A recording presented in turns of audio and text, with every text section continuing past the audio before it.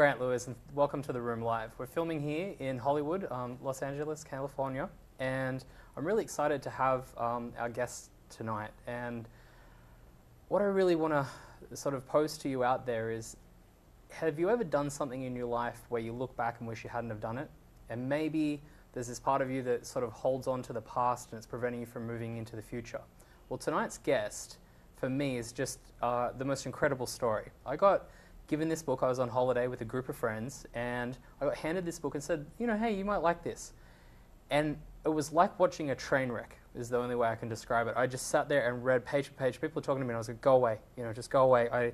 I was mesmerized by this book. It was the most incredible success story in the beginning. Here is a guy, his name is Jordan Belfort, and he was making $1 million a week started at age 26, making $1 million a week, and he was at the height of success in the stockbroking world. And what happened was the success sort of went somewhere, and we're going to find out from Jordan. But it ended. There was some drugs, some hookers. There was crashing of helicopters, crashing of airplanes, sinking 167-foot or 62-foot yacht. I can't remember what it is. And this book was just unbelievable. Now, the book has actually been turned, has been turned into a script, and is actually, and we're going to talk to Jordan about that, is going to come out as a feature film with supposedly Leonardo DiCaprio playing Jordan. So we're talking like an incredible story. Now, my interest is where, and Jordan will tell you about this, he actually was indicted and actually spent 2 years in prison. And after that, it's sort of like, well, what do you do for an encore? Like that's what he fitted into life was just absolutely incredible. But then what do you actually do as an encore for that? How do you let that past go and start a fresh life? Especially when it would be so public and for everybody to know. So this is the book, The Wolf of Wall Street. Couldn't put it down. It's an absolute incredible read. And please welcome Jordan Belfort to The Room Live. Welcome. Thanks. So I'm done. You said it all pretty much. I said it all. I mean, I could probably add a couple things, but maybe one or two. I don't know. Yeah, that's the part I'm really interested in. I mean, let's just start with I'm really interested with the story of the meatpacking business that you were originally in, and then sort of how that led into the stockbroking and. Right. Let me give you the quick story. Basically, I was a born entrepreneur. I exited my mother's womb. When I was 8 years old, I was delivering papers door to door, knocking on doors, expanding a paper route. When I was 12 years old, I was shoveling driveways after snowstorms in New York. Yep. Make $20 a driveway after a big snowstorm. I hit it big for the first time when I was 16, selling ices on the beach, blanket to blanket to blanket. Wow. And that's how it started. And after that, I was hiring people to come work. We had 12-year-old kids selling puka shell necklaces for me. My mother was buttering bagels in the morning, and that was really the way I always was moving towards life. Looking at 16. I was just always wanted to make money. Didn't come from a wealthy family. Came from a good family, and I was taught right from wrong, which is an interesting part of the story. But I spiraled out of control a bit later on. So anyway, ultimately, I put myself through college with the money I made on the beach, and then spent 1 day in dental school. Yeah, and the reason I went to dental school is because my mother had inserted a belief in my head, great woman, that the only noble way to make money is you got to be a doctor. You got to be a doctor. Well, I didn't want to be a doctor because that would have taken 10 years, but I figured dentistry would be pretty good. I'd make a lot of money and be a pillar of the community. So I went to dental school, and the first day I walked in, I'll never forget this, there was 105 kids sitting in the dental auditorium, and the dean's in the front, and this gray-haired guy, and he says, I want to welcome you all to the Baltimore College of Dental Surgery. You should be very proud to come this far. You're going to really do great things with your life being a dentist. Well, it sounded pretty good. Then he says, let me say this. The golden age of dentistry is over. If you're here to make a lot of money, you're probably in the wrong place. I'm like, what the fuck? I'm in the wrong place. I stood up and I walked away. I dropped out of dental school on my first day. All right? Didn't have the heart to tell my mother. I was like, she called me. I was like, oh, things are great down in dental school.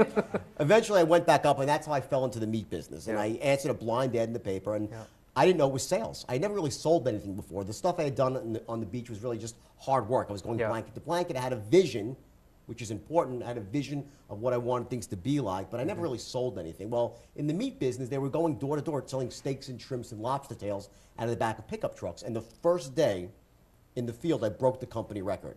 First week, I shattered the company record, and I realized I had a gift for selling. The words just flowed. Yeah. After about 3 or 4 weeks, I was like, well, you know, why should I work for these people when I can go to the meat market myself and buy the meat, get the double markup, which I did. I bought 1 truck, started training people, bought a 2nd truck, and then I noticed that the gift I had was not even for sales per se. It was the ability to train and motivate other people. Yeah. Before I knew it, I had 26 trucks on the road. Wow. I had 26 salesmen working for me, and I thought I was making a fortune. Now, understand this, I wasn't really making a fortune. I was making every classic mistake a business owner can make, a new business owner. Yeah. I was overexpanding, I was undercapitalized, I wasn't screening out my employees. Half of them were crack addicts. Now, I'll tell you what, crack addicts make great salesmen. Right. Well, they want to get more crack. On the high. Yeah. But on the binge, they just disappear. Right? So Disappear. all of a sudden, I'd give a guy meat and he'd disappear. I wouldn't see the guy 3 days under a bridge sleeping, all right? So that business went bankrupt, and I lost everything I had when I was 24 years old. And 24, wow. I was bust everything out. I had a little red Porsche. They towed it away. I had a tear in my eye when they towed the car away. And I had less than, I was probably in the hole $10,000. Had to declare bankruptcy. And what do you do when you're that age? You know, in New York City, I wanted to be rich. I was a good salesman. I went down to Wall Street. Of course. Got a job on Wall Street. The first day, which is where the book starts off, when I walk in, it's like the military. You're lower than Ponscom. You know, Yeah. They treat you I like, remember lower they than treat you like the Ponscom, lowest yeah. of the low. And I worked for 6 months on Wall Street as a connector, which is just, you know, hello, Mr. Jones, and pass the phone to someone that was licensed. I wasn't licensed yet. Watch these kids. They were kids, in the average age 25 to 35, and they were making $500,000 to $1 million a year. And I was just watching this, and I was so broke. But I still was positive because I had hope. Yeah, wow. Because when you're in a room like that and you see all these people make money, like, well, I can do that. I'm like better than them. I'm the best salesman. I was all full of piss and vinegar. I was married to a great woman at the time, my first wife. She's a couple of wives ago, unfortunately.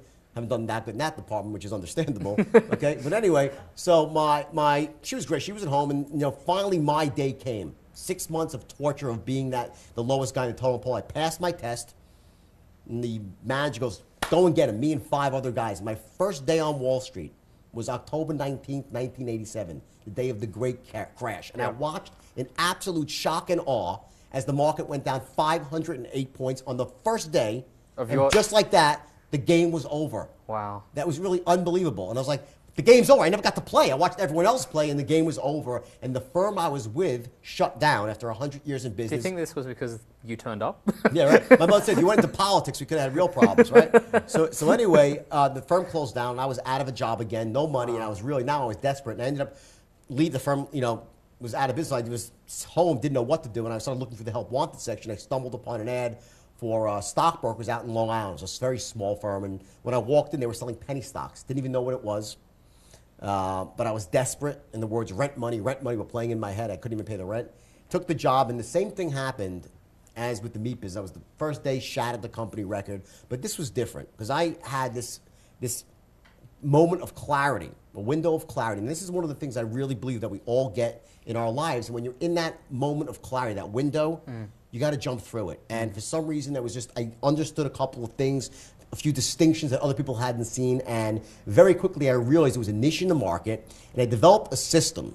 This is a turnkey system based on 4 things, all part of one move, essentially, to get from one place to another. And it got to the point within 6 months that I was making $1 million a year myself as a stockbroker, but I could train any human being, regardless of age, race, creed, color, socioeconomic background, educational status. It didn't matter. They could have this much desire, and I could amplify it.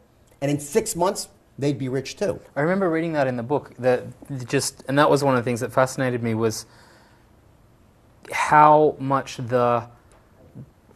how much of a motivator you were. Like, it's so easy to say, oh, well, he made, like at the height of, you know, you launched Steve Madden, you listed Steve Madden shoes. Well, I owned Steve Madden. It was my company, yeah. I owned it and listed it. But here's it's a good point what you're saying. Yeah, I get it. And what I wanted to say was it's very easy to say, and this is one of the questions I wanted to ask you, was it's easy to say, oh, you know, he made money because, you know, like he did some dodgy things. Right. But the actual fundamental principles of what you did would be applied to anything, doesn't it? Yes, okay, so there was some dodgy stuff that you did, but a lot of it was like 95% pulling together a team, actually motivating people, actually getting the culture, getting it to do, like there's a lot of businesses out there that are completely perfect, yet they don't have the culture that you had, they didn't have the motivation, they didn't have any of those things. Here's the thing.